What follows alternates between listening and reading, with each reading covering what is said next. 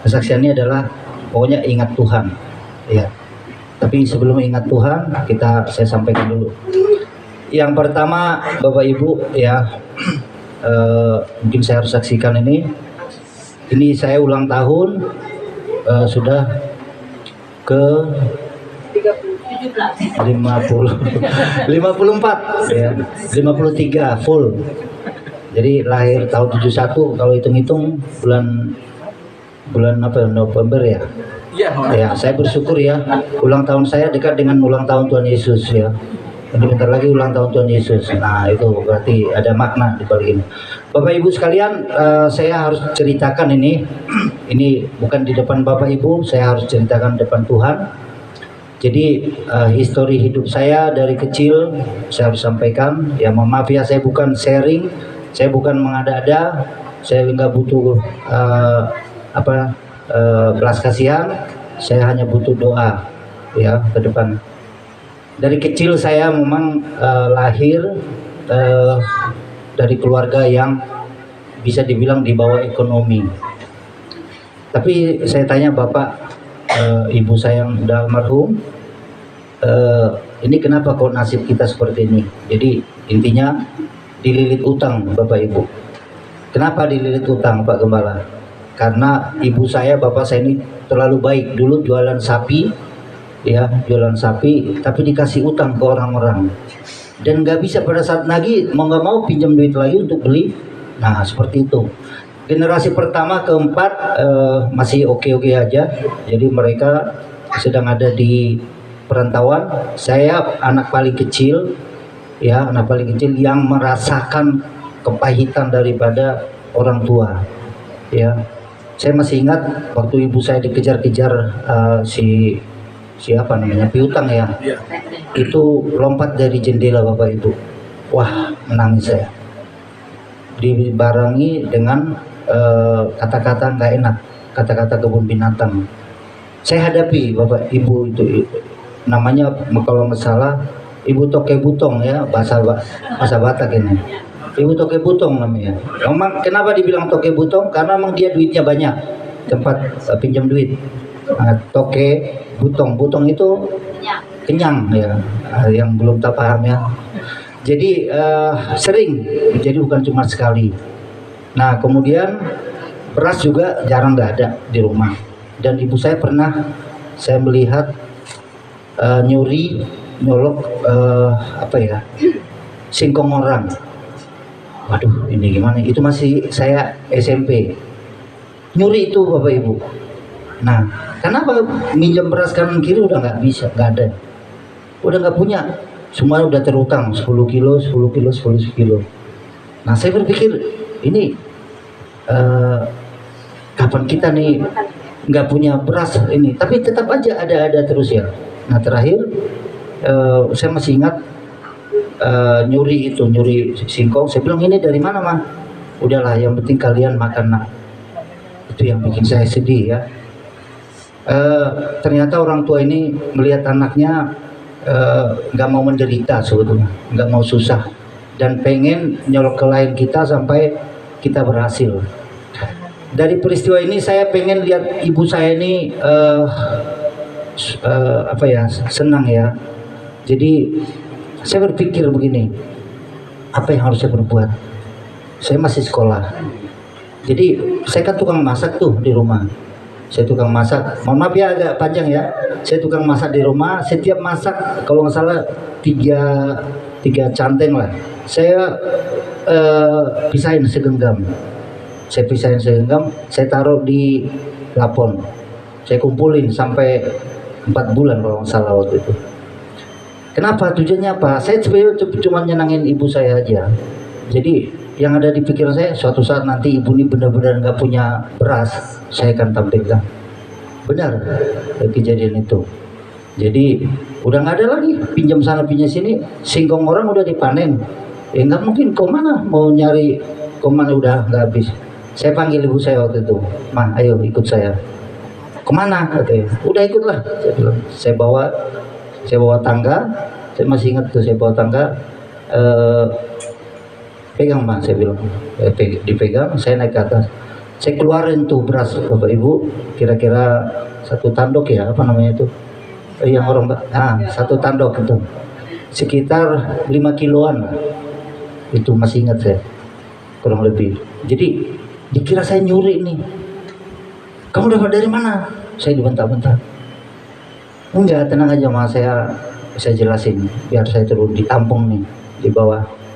Nah, saya ceritain, ceritanya ini beras saya kumpulin setiap saya masak. Jadi dari situ, loh, bukan kamu curi enggak? Dari situ mama saya ini langsung menangis dan peluk saya, ya.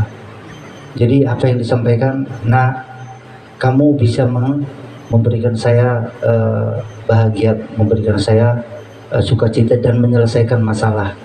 Saya berdoa kamu nak, saya yakin kamu akan menjadi orang yang sukses. Ya, itu kata-kata mama saya. Dan setiap malam ya, begitu kejadian ini, saya dengar ibu saya tuh, nama saya tuh berapa kali disebut-sebut dalam doa. Anakku si Sultan, tolong berkati, tolong berkati. Itu ya. Jadi doa ibu itu ya, makanya jangan anak-anak yang kecil jangan sakiti hati ibumu ya. Ya.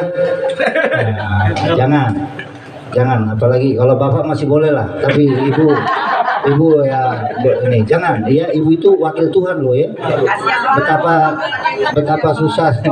Pak Sis jangan tersinggung Pak Sis ya. Jadi singkat cerita saya sampaikan ini doa ya, kembali ke doa. Kemudian banyak peristiwa yang saya hadapi sampai saya kelas 3 SMA, saya harus sekolah nggak punya sepeda motor.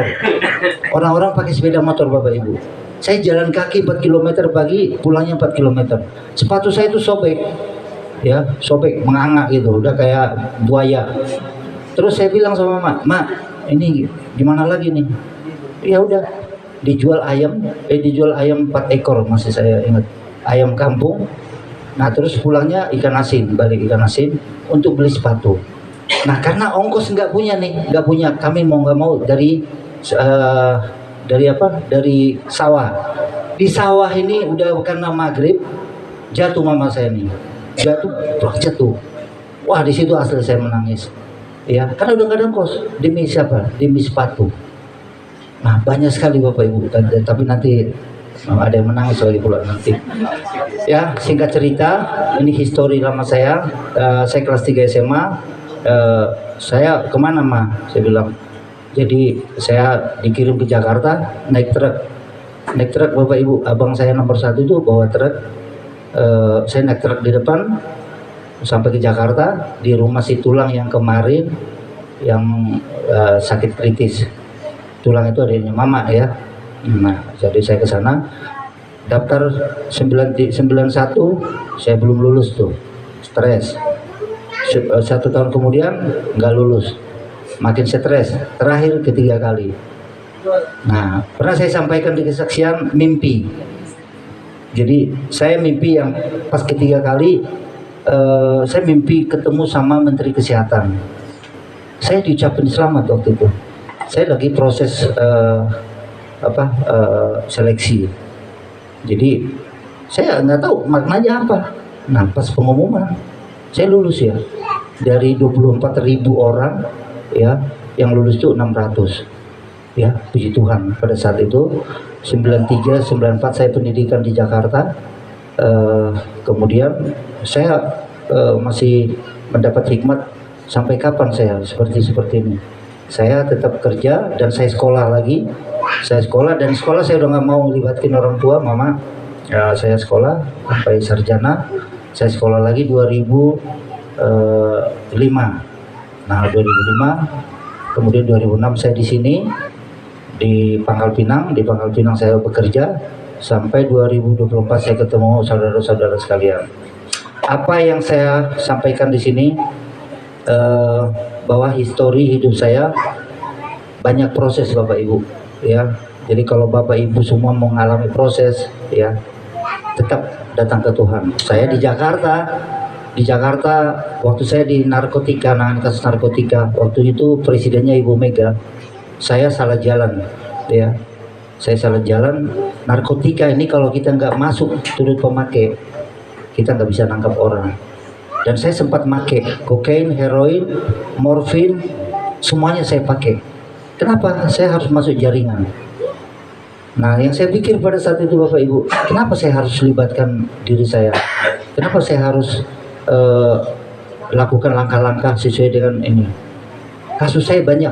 Dulu waktu 2002 ya, ada heroin yang di dalam perutnya orang Nigeria, itu kasus saya. Kalau pernah dengar dulu 2002 waktu Ibu Mega, itu saya nangkap di bandara.